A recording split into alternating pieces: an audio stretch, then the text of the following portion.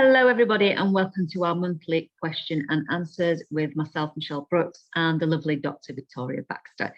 So what we're going to cover today is, I've obviously got a question for Victoria, and she's got one back to me. So hi, Victoria, how are you doing? Yes, not bad, thank you. Lovely to see you. And you, I can't believe it's the last one of the year. It's December. Wow, where's this year gone? Absolutely. I know. So what we're going to talk about today, Victoria, is it's not a specific question, but I thought because it's the last one of the year and it's a really great time of year for reflecting back. Now, obviously, was it this year that you set up your business? Actually, no, it was the year before. Was it? Before that, yeah. Gosh, that has gone quick, hasn't it? Yeah. But I just wondered, like, obviously, we've not had a normal year. You know, it's been a funny year, but obviously, you have been running your business. And I just wondered, what, if anything, have you noticed in your business this year? What have been the positives? Is there any specific cases that you like to tell us about that were a real positive impact on you yourself? And what things will you be carrying on through to next year to boost the type of business that you have? Yeah. Well, it's been interesting because over the like say it's nearly 2 years now that I've been running this, it's changed so much in terms of how it actually looks on the ground. So when I first started Love Food Live Well, the concept was going to be a 6-week program, and I developed the program. I ran my pilot and everything just before COVID, so that was in person with a group of people. And then I set off and launched and ran the first one just before COVID. We got 2/3 of the way into the first one before COVID hit, and then we managed to just finish it off online. But yeah, so the concept was all about this 6-week group program, taking people through a journey together, looking at relationships with food and bringing psychological therapies on board to help. But I don't know whether it's COVID that's changed this or whether it's just through experience of kind of, looking at my outcomes. I then had to shift it all to the online format, and I did run another course of it online. But I guess the direction of travel has changed. And so then this year has taken it in a much more kind of individual focused direction. And I think what I've realized is that whilst the group program concept could work really well for some people, the challenge has been identifying the right people for it that are all available for the same 6-week period, that can all make the same evening per week, and making it being able to reach the right people at the same time in order to have a group that would benefit from that group support. So that, I suppose, it was some of those practical challenges that meant that I was shifting more. So every time I maybe interviewed someone to say, to work out if the program was going to be right for them, if they couldn't do it from a practical point of view, we would do it on a one-to-one instead. And actually, although that direction then has been led more like by those practical challenges, what I've found this year doing it, I decided from the start of this year, right, well, I'll move it all to an individual format. It was taking so much to try and get that group together that I was like, I'm just going to do it on individual this year, because I switched jobs in the NHS as well at the start of this year. So my priority was kind of settling into that job. So I thought my business, I'll still tick along on a one-to-one. And actually what's really not surprised me, but really, open my eyes a little, is that the nature of the work that I'm doing with people, I'm finding, is much broader than what I had originally expected to be doing. So in the NHS, we tend to see people for a specific clinical problem as a clinical psychologist, and then you might find yourself working with someone around that problem. And yes, that incorporates bringing in other areas of life into that, but the focus is all this one specific problem. And that's, I suppose, how I've been trained to support people. So having the freedom in my own private practice to be able to go outside of any remit, you know, it's for myself. There's not Yeah. I'm not being paid to only help one population of people now. I can help people with whatever comes up, and it doesn't matter if we set off working on one particular thing. So say if someone comes to me and says, I want to work on emotional eating, we might start working on emotional eating and realize that actually this is about so much more, and maybe it sometimes uncovers stuff from people's histories, maybe a piece of trauma work that might come out of it, or a relationship piece of work that might come out of it. And I've got the freedom to go where I want with it, because I'm not being bound by an NHS policy to follow. Yeah. As in, I'm not being commissioned to only work with a particular health problem. I can work with whatever comes up. And so it's led to some really, really interesting pieces of work with people. And the feedback I'm getting back from people time and time again is that kind of like, oh, I'm so glad I did this, in that I never would have thought we'd end up with it in this kind of therapy. But I'm so glad I have. And it recently kind of bit of feedback being kind of like, I never expected to untangle everything in my head within, I think it was 8 sessions I've had with someone recently, and Brilliant. you know, I never would have thought that could come out of it when I started a piece of work that was all about food. So it's just been really, really liberating to be able to use my skills as I feel fit, instead of, in my NHS experience, it often being a case of, oh, I'm only here to work with you on this, so if it's stepping outside of that, I need to refer you on. This is really, really nice, and seems to be making such a difference to people, and it's an area that people can't access on the NHS, frustratingly, as in they couldn't go into it saying, I want to work on my relationship with food. They could have worked on the other stuff maybe, you know, if but again, everyone you meet in the NHS is bound by commissioning arrangements. So yeah, it just seems to be really suiting people and really helpful in ways I never would have imagined, and I'm really enjoying it. Yeah, I think it's really interesting that you started it off with this vision of helping people in groups, and I've done it with my endometriosis work. I've tried to get groups together because I think that there's something powerful about women with the same condition coming together and helping each other. But like you say, it is very difficult to make that work, because having those people at the same time of day free and committing to that is really hard. And also, I just feel as well that sometimes when it's a conversation that's so personal, I mean, generally I find that women with endo, we all talk about it quite freely now because we live with it and it's part of our lives. But sometimes the side effects of that condition, like say, for instance, we're talking that you're having really painful sex, you might not want to talk about that in a group, but you might feel more comfortable just talking to me about it personally. So I think there is like really good things that come out of working in groups, but I think with such a personal thing, like with you with the emotional eating, it's a very personal thing, and like you say, it can be something that's much deeper than just emotional eating, that I think that maybe that would only really come out in a one-to-one session anyway, don't you think? Yeah, absolutely. And I know, like, the format I had involved me offering like a one-to-one telephone support, like at points through the program, to explore that stuff. But you're right, for some people, they want to then go on and do some deeper work after it, which was absolutely fine. But there's pros and cons, isn't there? Absolutely. And where do you see it going in kind of the next year? Have you got a plan in place of where you're going to take it? I think, in all honesty, I'm happy to let it keep ticking over. So I used to I've focused a lot last year, well, at the beginning, on a really strong social media presence, but I've took a little step back from some of that now, and I'm finding that, you know, there are people who, I suppose, word of mouth helps, doesn't it? And there's enough work coming in that I don't feel I have to be pushing and selling it too much.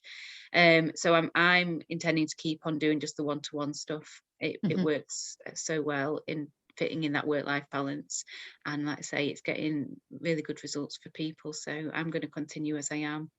And just brilliant. Sounds like a good plan. I mean, you know, I talk to a lot of business owners in what I do, and you find generally with women with endometriosis, because they've got stressful careers, not just the reason why they've got endo, but it doesn't help the actual condition by having a stressful career either. And you know, we kind of all programmed to set these big fancy goals for the new year, and that in itself can stress you out, because you're like trying to achieve maybe something that, you know, is unattainable. And, you know, especially when you put monetary value on it, oh, I want to earn an extra 10 grand next year. But what does earning another 10 grand mean? It means more work. Yeah. So it means more stress. So do you really want another 10 grand next year? Yes, the money would be lovely, but if you've got to do that much more for that 10 grand out, you better just stay where you are.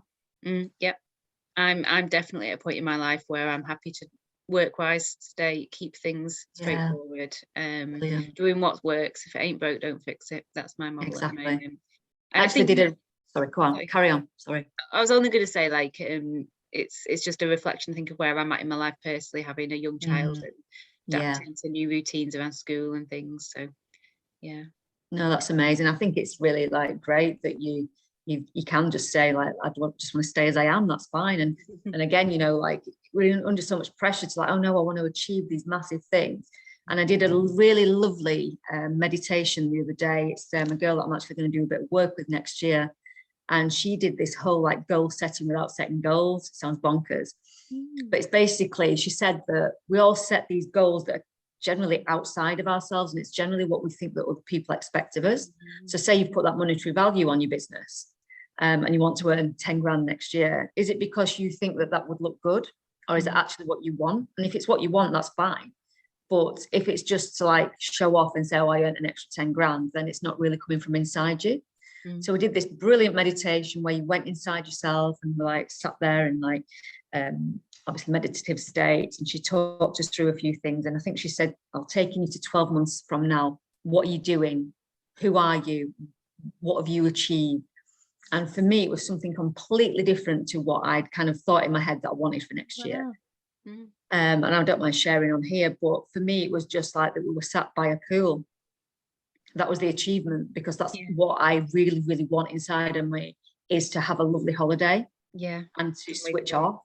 And in my head, before I was going to do this goal setting, oh yeah, so next year I want to have X amount of new clients and I want to do, and none of that actually came up. It wasn't about the business. It was just about how I had got to get to that pool at the end of the year, which was amazing. And I felt really calm and lovely afterwards. Whereas if I'd have come off of that and then like, well, what do I need to do? Action plan. I need to like do this marketing. I need to do that.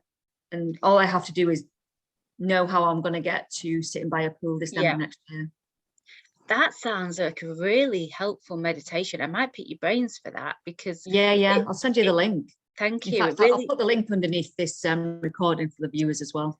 It really overlaps with an element of acceptance and commitment therapy, which I draw upon a lot with people, which a huge element is about being driven by your values and what matters. And so I do it. I've never approached trying to figure out someone's values through a meditation before. So that sounds like it would be a really nice way of trying to help someone connect with their values. Yeah. I'll look into that. Thank you. Yeah, you're welcome. And I can also connect you with the lady that was doing it, Helen, as well. Might be a good contact for you as well. Yeah. What kind of role is she? What's her line? She is a spiritual life coach. Okay, cool. Brill, can I pick your brains now? You can indeed. What can I do so mine is a specific question, and it's targeted around this time of year particularly, and based on personal experience of having overdosed on sugar the last few days. So I was looking for some tips from a nutrition focus, tips for energy over the festive period, where we're probably going to be bombarded with mince pies, chocolates, alcohol, things like this. And I will want to partake in those things quite often. So what tips could you give me nutritionally to kind of supplement, support my diet overall, to try and make sure energy isn't hindered by some of the rubbish that I will also be eating? I mean, obviously you know this already, that what happens with sugar and complex carbohydrates is you get that massive high and then you get a dip. So it makes you feel like this insulin hits and drops. So obviously, if you're going to participate in that, then you've got to be prepared that that's what's going to happen. But what I would suggest is, if there's everything around you, like there's mince pies, there's chocolate, there's this, there's that, pick one thing that you're going to have. Don't pick at them all. You're not going to overload on sugar. You're just going to have a little bit. And like you've always talked about this as well with what you do in your work, It's just satisfying that craving. It's not like gorging on it and losing the control. So that's kind of where I would go with the initial actually partaking in having that sugar, the alcohol. Again, alcohol, I'll go into alcohol in a minute, but let's leave that for a sec. But with the sugar, like that's what I would do. Choose one thing, don't overload, and then move on. But what you can do if you have partaken and you've had that like big crash, you're feeling knackered, don't then try and counteract that by having things like stimulants like coffee or more chocolate, for instance, because that's a stimulant, or complex carbohydrates. I would counteract it by having a really good clean meal, by having things like chicken or fish, for instance, like some good fats, and then loads of greens because they're great antioxidants. And then if you are going to have some carbohydrate, I would probably go for like the clean things like quinoa, some brown rice or whole grain pasta, things like that. So you're going to counteract what you've done with the sugar high and dip by balancing out the insulin levels with a good clean meal. Okay, cool. So then you get to the alcohol kind of side of things. And yes, this time of year, especially at the minute, while at the moment we're open and we can go and do stuff, after the year we had last year, we all do want to go out and enjoy ourselves, and there's nothing wrong with that. But I've experienced this over the last couple of weeks as well, that because I have been going out a little bit more, then I have felt like the couple of days after that I'm still recovering, because again I'm not really used to drinking that much anyway, so that it takes me that couple of days to recover. But what people generally do when they've had too much to drink is then the next day they're gorging on very fatty foods, as in like bacon butties, fried things. They want sugary things. They want anything that can get into them that is classed as bad to get over that hangover. And I get it as well. I've been guilty of it like the best of them. But the best thing that you can have after drinking too much alcohol is tons of water. Again, lots of greens. Beetroot is amazing because it cleanses the liver. So either beetroot juice, which is the best, but it's a bit strange to drink. I love it. It's quite earthy, but not everybody can, stomach that. So chopped up beetroot in a good green salad, that would be great cleanse after alcohol. Well, bone broth, gross again. Yeah, but bone broth is great for hangover because it cleanses the gut. So weird things there, but also some things that are quite accessible, like a good green salad is not going to kill. Or fry up some spinach in some olive oil with a few pine nuts or something like that. That'd be great after a hangover.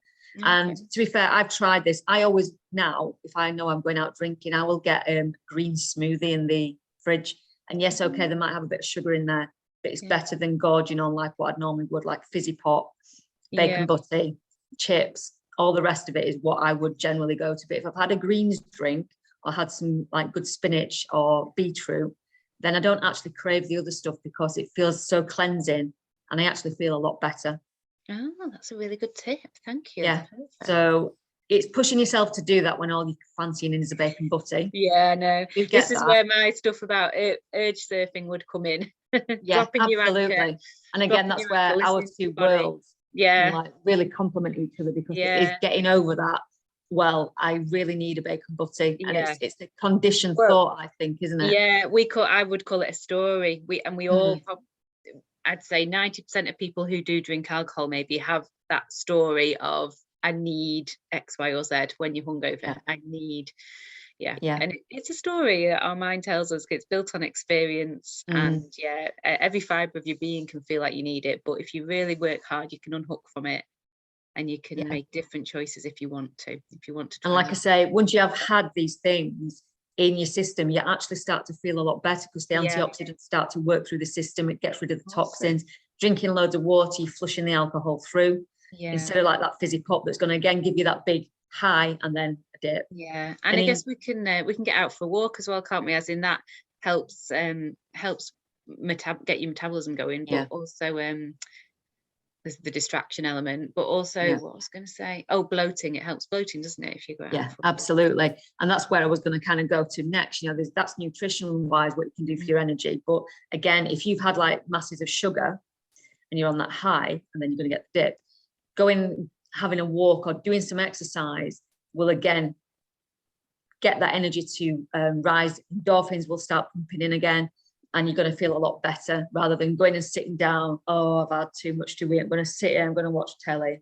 Yeah. And then you get into more of a slump. Then you probably think, oh, well, I'm getting a bit of a low now. I'm going to go and get some more sugar or some more chocolate to make me feel a bit better. And it's that vicious circle, isn't it? So if you get up off the couch, even just go for a walk around the block, get yourself some fresh air, you're going to feel 10 times better than sitting on the couch. Walk to the shop and buy a green smoothie. Like that. Yes. I'm going to remember that. Yeah. Awesome. Great. Thank you, Michelle. And that's interesting what you're saying actually about the greens. As I just did a little anecdotally on, I think it's Tuesday night this week, I went out for tea.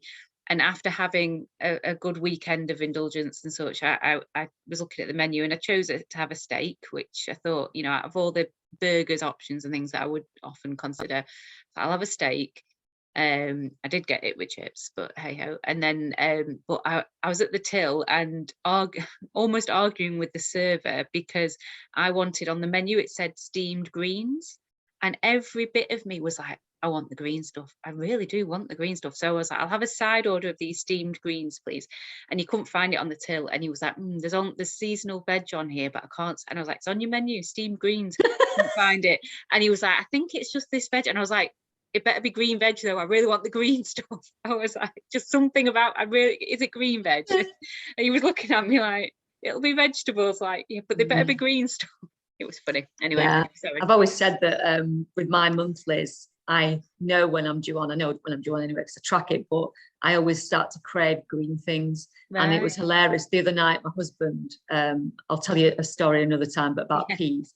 And he brought home some potted peas. And it was as if like I'm a woman possessed. Oh my God, you bought peas. I'm like running these peas like not gone out of fashion, you know. It's like, oh my God. Yeah, funny.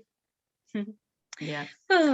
Oh, well, thank you so much for coming on today, Victoria. It's always great to speak to you. And yeah, look forward to doing some more of these Q&As in the new year. Yes, absolutely. Take care. Have a lovely Christmas. Yeah, you too. And all the viewers, have an amazing Christmas, and just be safe and healthy. And yeah, we look forward to sharing more tips, questions and answers in the new year. Take care. See you next year. Bye. Bye.